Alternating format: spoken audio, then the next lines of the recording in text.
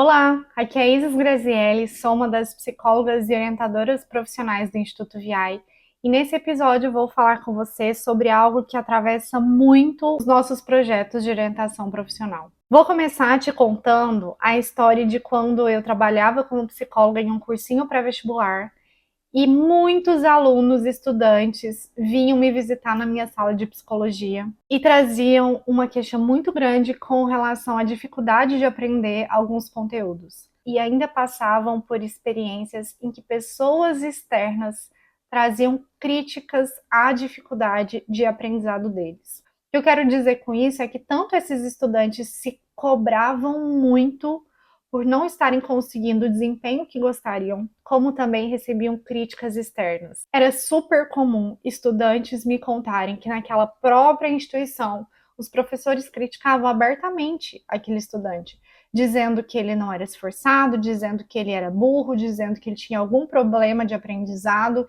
dizendo às vezes que ele tinha algum problema na cabeça ou palavras ainda mais duras para aqueles estudantes que estavam ali quase 24 horas dedicados aos estudos. E uma grande conclusão a qual esses estudantes chegavam é: se eu não consigo aprender isso, eu sou burro ou eu nasci com defeito.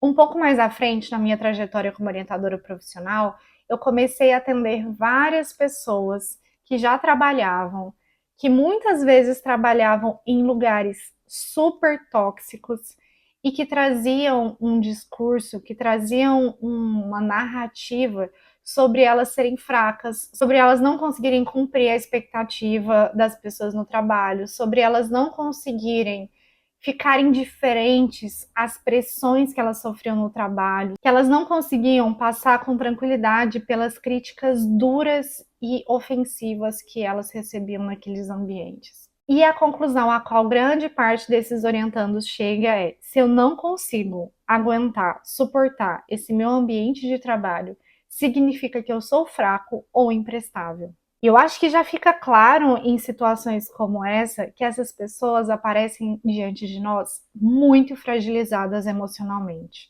vivenciando ali de forma muito viciante a sensação de culpa, de que elas não são o suficiente, de que elas não conseguem fazer o que é esperado ou atender a expectativas. E eu acho que nessas situações faz muita diferença nós ajudarmos a pessoa a perceber que talvez o problema não esteja nela, mas nas expectativas. Essas situações tão sofridas de culpabilização geralmente nascem em situações e ambientes onde nós aprendemos a culpar um indivíduo por vários problemas que, na verdade, são sociais, maiores e externos a esse indivíduo. E essa culpabilização individual faz com que o problema fique localizado naquela pessoa e que aquele grande grupo que está naquele lugar não precise olhar para os defeitos da configuração daquele lugar. É como se aquele indivíduo se tornasse o bode expiatório de uma situação que é muito maior do que ele. Uma situação que é macro, coletiva e um grande problema social. Só que já dá para a gente entender quais são as consequências desse fenômeno. O que vai acontecendo com esse indivíduo que já está se arrastando com um sentimento de culpa e de inadequação é uma diminuição cada vez maior da autoestima e autoconfiança dele. O que muitas vezes, em pouco tempo, leva à real quebra dessa autoestima e dessa autoconfiança. E uma pessoa que tem a autoestima e a autoconfiança comprometida acha que não é capaz, acredita que não merece, chega à conclusão de que não é possível e muitas vezes não se permite tomar boas decisões profissionais, porque ela não enxerga aquele universo de possibilidades profissionais saudáveis como possíveis para ela. Eu acho que todos vocês têm dimensão dos riscos e problemas que a gente enxerga quando começa a existir um adoecimento físico e mental desse nível. A gente está falando de uma grande bola de neve que vai crescendo, um grande problema que vai vindo ladeira abaixo e que pode caminhar muito facilmente para uma tentativa ou realização de suicídio. Sem contar que esse comprometimento de autoestima e autoconfiança realmente impacta nos desempenhos que nós temos enquanto profissionais. E isso vai acarretando em prejuízos não só para a pessoa, mas para todo mundo à volta dela, para toda a sociedade.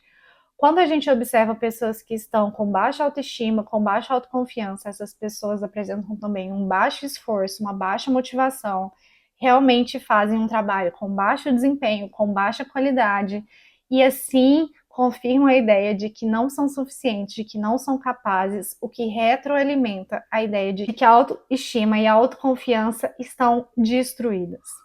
Esse é um ciclo vicioso extremamente negativo, tanto para a pessoa em si como para toda a comunidade. E por isso eu acho que nós precisamos fincar um dado de realidade nas nossas conversas.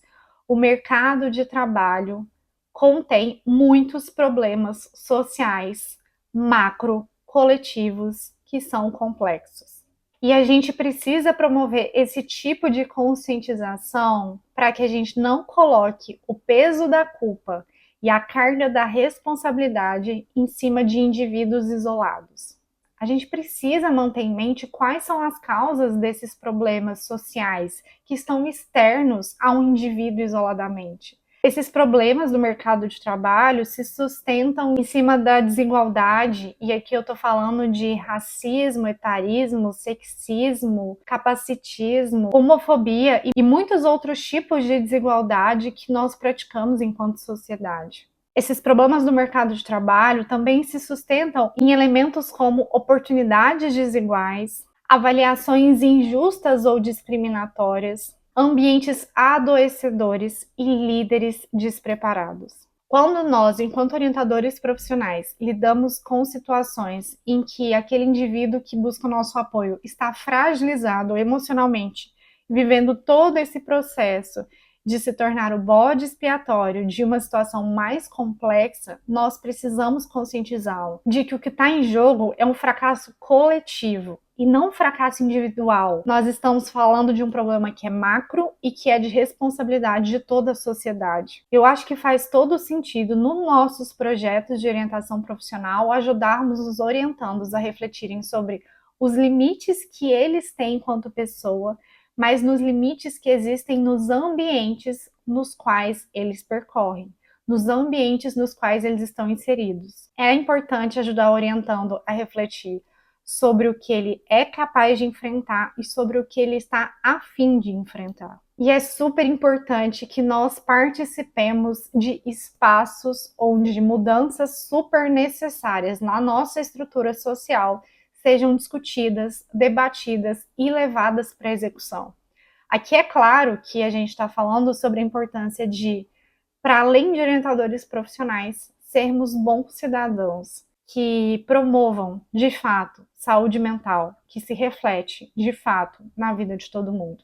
Se você nem sabe por onde começar a participar de espaços assim, eu te convido a participar do espaço para orientadores profissionais criativos, que é mediado pelo Instituto VIAI, porque lá na plataforma nós compartilhamos vários conteúdos relevantes para a nossa transformação social, que vão muito além de orientação profissional. Para acessar a plataforma gratuita, basta acessar o link que está na descrição de todos esses episódios.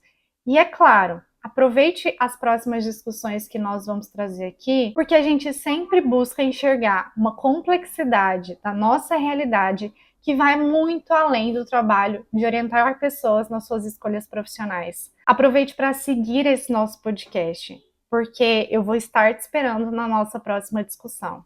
Até lá, viu?